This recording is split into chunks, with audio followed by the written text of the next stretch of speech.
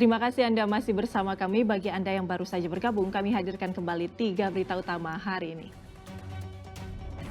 Kritik banyaknya sampah di kota Tasikmalaya. Komunitas Cermin serahkan karangan bunga dari sampah kepada wali kota. Makam pelangi di Desa Sukasenang Garut berbenah menyambut Ramadan. Tembok penahan bangunan ambruk, 4 kios di Pasar Ancol, Kota Bandung rusak.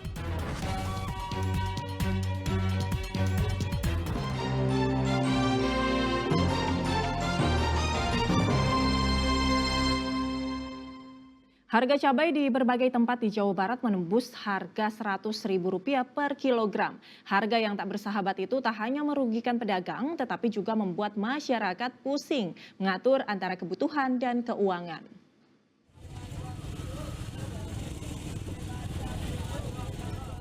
Ibu-ibu yang berbelanja di Pasar Leuiliang, Kabupaten Bogor harus benar-benar menghitung harga kebutuhan pokok yang naik seperti harga cabai.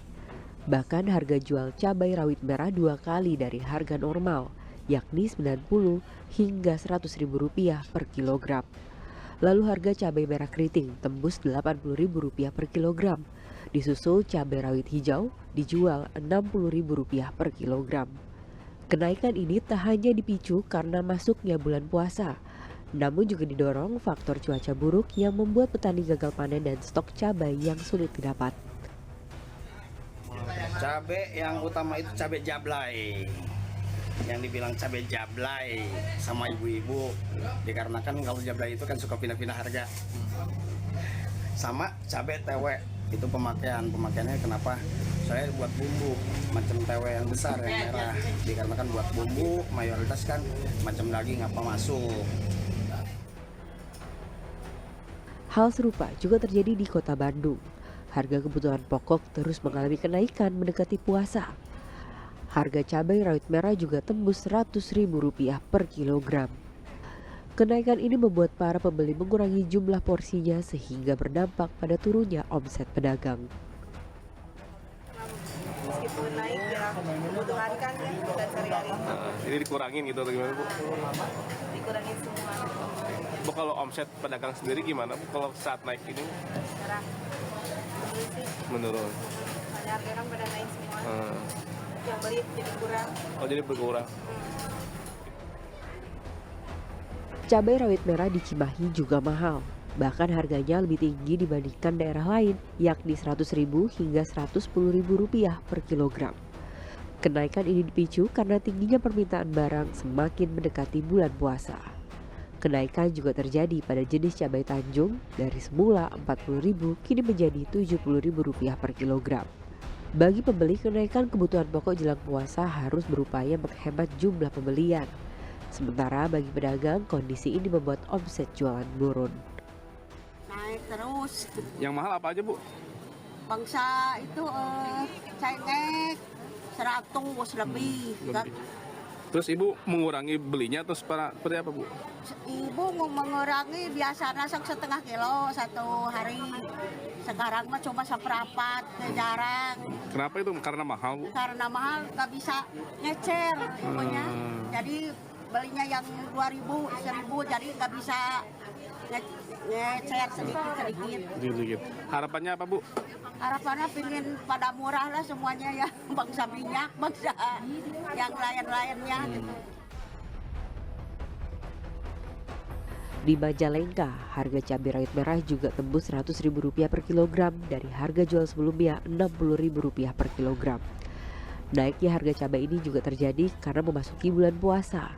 Apalagi kenaikan ini masih akan terjadi hingga puncaknya pada bulan puasa nanti. Tim Liputan melaporkan.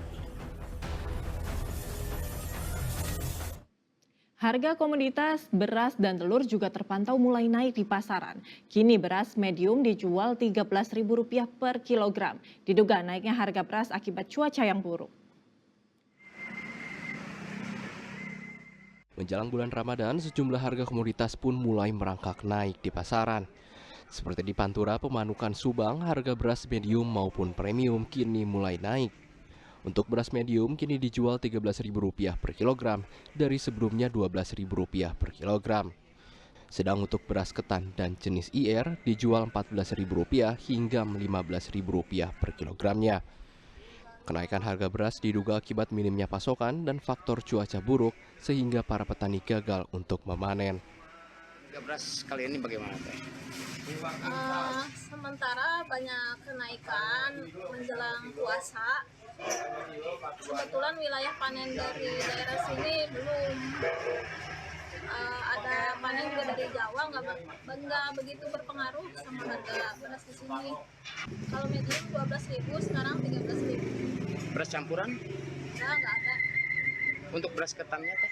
Ketannya 14.000 Per kilo. per kilo. Kalau IR-nya 15.000. Sebelumnya? Sebelumnya kalau IR sama ketan nggak begitu pengaruh sih. Naik lah harga berasnya.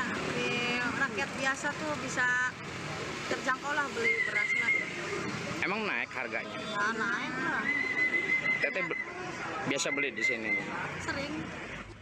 Sementara di pasar semi modern Cibadak, Kabupaten Sukabumi, harga telur ayam juga mengalami kenaikan.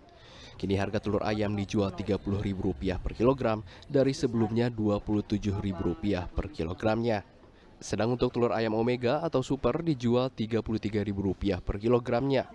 Kenaikan harga telur sudah terjadi sejak sepekan lalu meski pasokan terpantau stabil dan tidak berkurang. Menjelang Ramadan, harga ini mulai naik, minggu-minggu ini mulai udah kisaran Rp30.000 per kilo. Biasanya 27, 28. Ini hari udah biar kadang-kadang bisa lebih. Telur konversi normal, luar biasa itu. Oh, yang hal itu. Nah, Memang ada berapa jenis Pak Haji kalau telur itu Pak Haji? ada telur putih, ada telur super, telur yang kecil, telur omega. Kalau telur omega itu telur dalamnya merah, agak mahal, beda 2.000 3.000. Jadi harganya berapa tuh yang omega itu? Sekitar 33.000. 33.000 per kilo. Memang harga telur mahal Bu. Iya, biasanya kan kita beli 27, 28. Sekarang bisa nyampe 30 sampai 35. Terus biasanya sebelum naik? Biasanya sebelum naik tuh seminggu bisa 2 sampai 3 kilo. Sekarang paling sekilo atau 1,5 kilo. Karena mahal. Karena mahal. Tolonglah untuk pemerintah dikurangin di ini deh, harga-harga sembako diturun-turunin. Apalagi buat kita yang banyak anak. Kini warga berharap pemerintah bisa melakukan intervensi pasar agar berbagai harga kebutuhan pokok bisa kembali stabil dan terjangkau. Zainal Arifin dan Asep Didi melaporkan dari Subang dan Kabupaten Sukabumi. Menyambut bulan suci Ramadan, warga Garut munggahan bermain bola bersama mantan penggawa Persib. Ribuan warga pun antusias untuk melihat pemain idolanya bermain. Sorak-sorai warga sambut kedatangan sejumlah legenda Persib Bandung seperti Zainal Arif dan kiper Imade Wirawan di lapangan Malangbong Garut.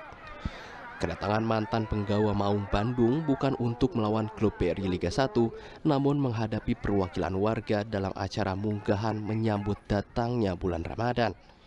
Sekaligus juga cara peresmian stadion yang baru direnovasi. Warga pun sangat antusias untuk menonton. Sekeliling lapangan penuh, bahkan ada juga warga yang menonton di atas atap rumah. Yang jelas saya ikut bangga. Garut punya lapangan yang sangat bagus. Sejauh ini di daerah hanya Malangbong yang memberikan contoh yang baik buat kecamatan yang ada di Garut. Nonton Persib Legend. Oke. Ya. Gimana aksinya barusan? Seru nggak? Alhamdulillah seru banget, sangat menghibur, sangat terhibur sekali. Saya khususnya dari warga Malangbong ya, sangat seru dan mudah-mudahan tiap tahunnya atau tiap bulannya datang lagi ke sini pemain Persib. Penasarannya apa sih? Pengen lihat pengen kan biasanya Bon Jovi ya nonton di TV, sekarang langsung jadi importnya gitu ya, seneng banget. Harapan untuk Persib tahun ini gimana? Mudah-mudahan tetap dingin, tetap di puncak klasemen gitu. Ya, bermain dengan mantan bintang Persib sebelum memasuki bulan suci Ramadan memang momen yang sangat berbeda dan berkesan bagi para warga Garut. Eko Setiabudi melaporkan dari Garut. Menjelang Ramadan, warga desa Sukasenang, Kota Garut beramai-ramai membersihkan tempat pemakaman umum. Uniknya, warga mengecat seluruh tembok halaman makam dengan beragam warna layaknya pelangi. Hal ini dilakukan untuk menghilangkan kesan angker. Siapa sangka kalau ini adalah tembok tempat pemakaman umum. Ya, ragam warna menghiasi seluruh tembok sehingga tidak nampak seperti sedang di makam. Tempat pemakaman yang identik dengan kesan seram dan menakutkan pun seakan hilang dan berganti menjadi ceria.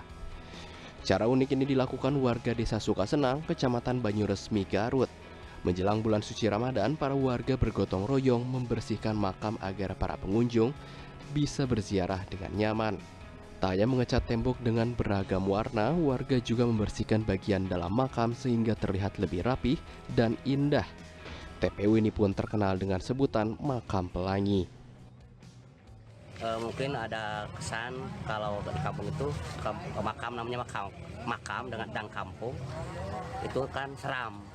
Dengan pengadaan set yang warna-warni ini kesannya jadi seram juga ditiadakan gitu. Oke. Tapi kalau di bagian dalam masih tetap alami, Pak? Tetap alami. Seperti biasa, cuman untuk nanti kita akan menyisir kebersihannya untuk kebersihannya.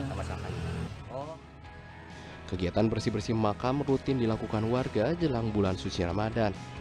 Hal ini dilakukan agar masyarakat yang akan melakukan tradisi nyekar atau ziarah merasa lebih nyaman. Eko Syabuni melaporkan dari Garut.